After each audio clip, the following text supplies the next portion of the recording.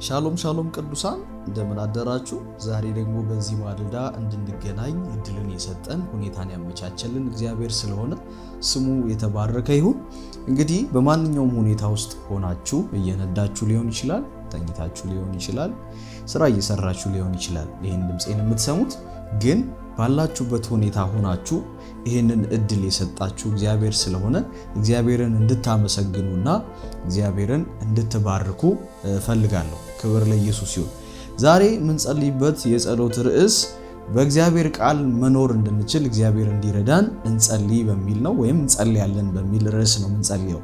ክብር ለኢየሱስ ይሁን። እንግዲህ መጽሐፍ ቅዱስ የሚነግረን ሰዎች በእግዚአብሔር ቃል መኖር እንዳለባቸውና ሰክሰስም የሚሰጣቸው እግዚአብሔር ቃል እንደሆነ ይነግረናል። መጽሐፍ ቅዱሳችን በእግዚአብሔር ቃል ስንኖር የሚሆኑ ነገሮችን ያስረዳናል። ክብር ለኢየሱስ ይሁን። ስኬትም የሚሰጠን በራሳችን መረዳት በራሳችን ኃይል ከምንሄደው በላይ ስኬትን የሚሰጠን በእግዚአብሔር ቃል መኖራችን ነው። ክብር ለኢየሱስ ይሁን።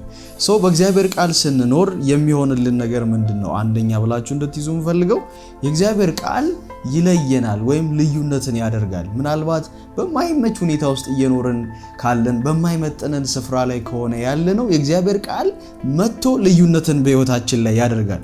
እንግዲህ ዘፍጥረት 12 ቁጥር 1 ላይ አብርሃምን ስትመለከቱ አብርሃምን እግዚአብሔር ሲለየው እንመለከታለን። አብርሃም ሆይ ተነስ፣ እኔ ወደማሳይ ምድር ሂድ ብሎ አቅጣጫ ሲያሳየው እንመለከታለን። ክብር ለኢየሱስ ይሁን።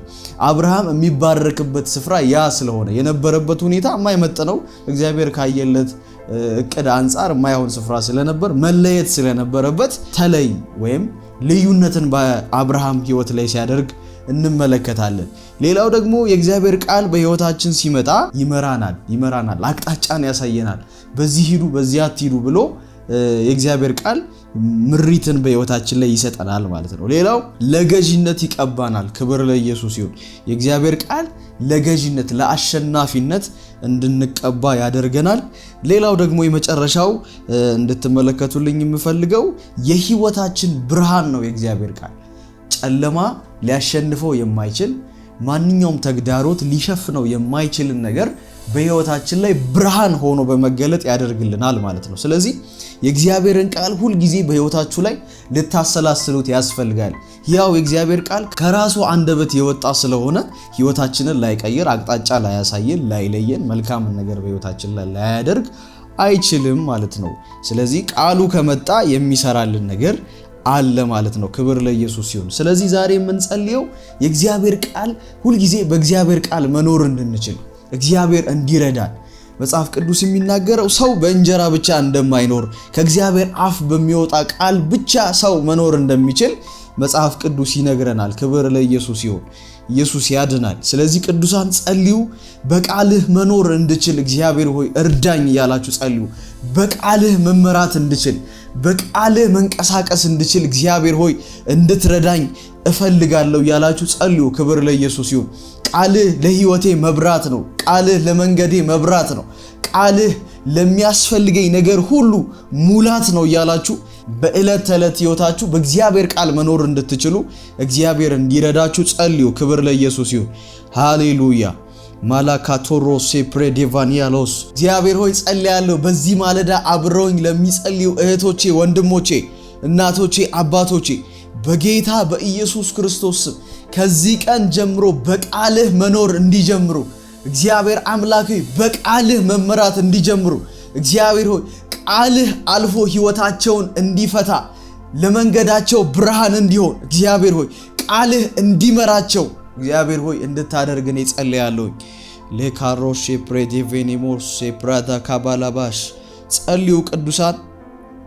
ቃልህን ሰምቼ የማደርግ ሰው እንጂ የማላደርግ እንዳልሆን በቃልህ መመራት እንድችል፣ በቃልህ መንቀሳቀስ እንድችል፣ ቃልህ ታላቅን ነገር በህይወቴ እንዲያደርግ፣ ቃልህ አዲስን ነገር በህይወቴ እንዲያደርግ እግዚአብሔር አምላኬ ሆይ እለምንሃለሁ እያላችሁ ጸልዩ።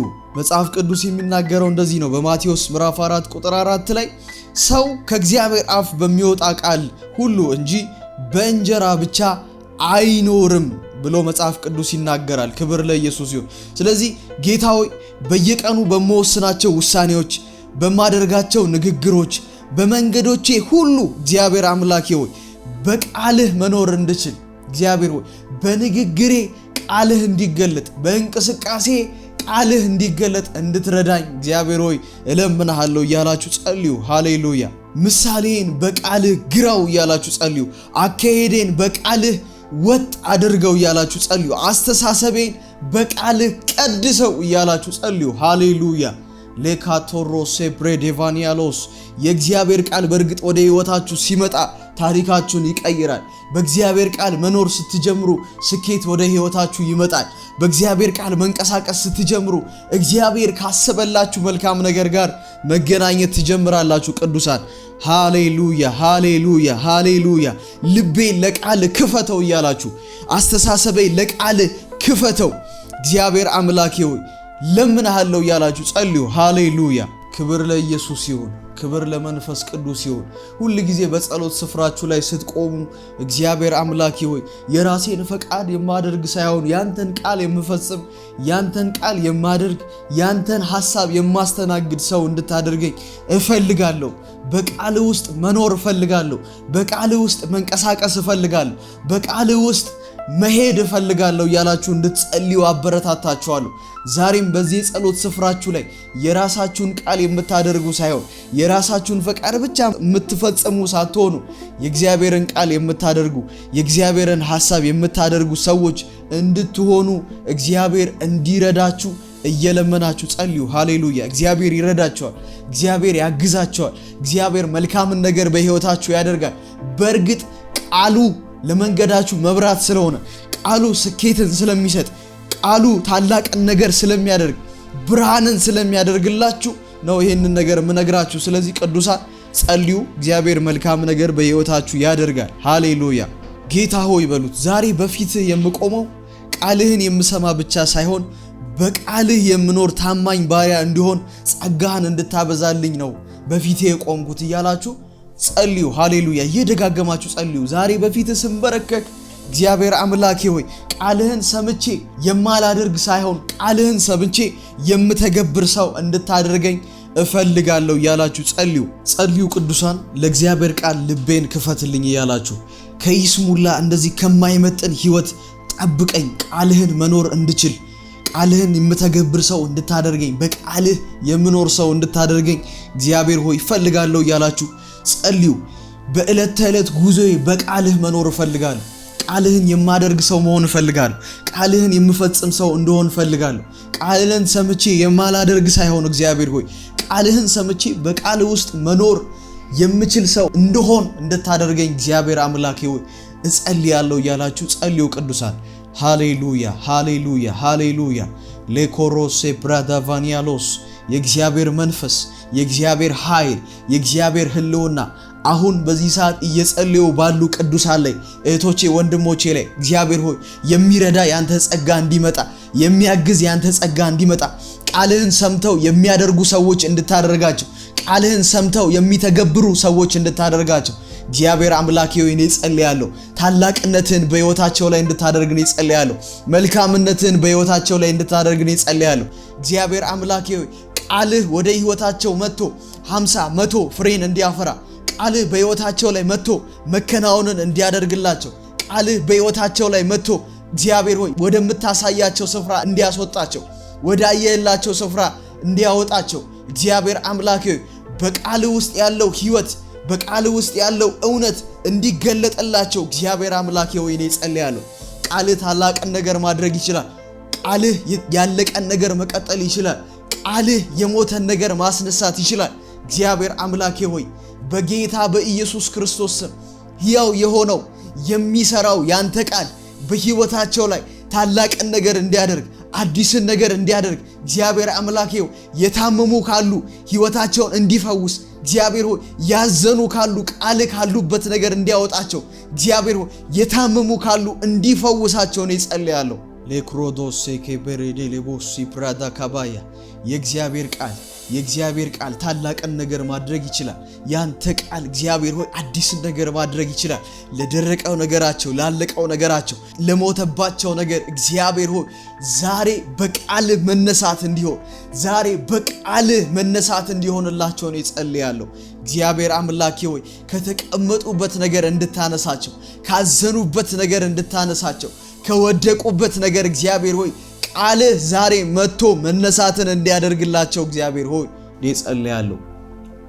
አባት እግዚአብሔር ሆይ እንድትደግፋቸው በቃልህ፣ እንድታጽናናቸው በቃልህ እግዚአብሔር ሆይ ምሪትን እንድትሰጣቸው በቃልህ እግዚአብሔር አምላኬ ሆይ ከማይመጥናቸው ህይወት እንድታወጣቸው በቃልህ እግዚአብሔር አምላኬ ሆይ ለገዢነት እንድትቀባቸው በቃልህ እግዚአብሔር አምላኬ ሆይ ያሳያቸውን የተስፋ ቃሎች ያሳያቸውን ርስት እንድታወርሳቸው በቃልህ እኔ ጸልያለሁ። እግዚአብሔር ሆይ በሚሄዱበት በእያንዳንዱ የህይወት መንገዶቻቸው ደግሞ እግዚአብሔር ሆይ ጨለማ ከህይወታቸው ላይ እንዲገፈፍ፣ ጨለማ ከኑሯቸው ላይ እንዲገፈፍ፣ ጨለማ ካስተሳሰባቸው ላይ እንዲገፈፍ እግዚአብሔር ሆይ በብርሃንህ እንድትገናኛቸው እኔ ጸልያለሁ በጌታ በኢየሱስ ክርስቶስ ስም አሜን።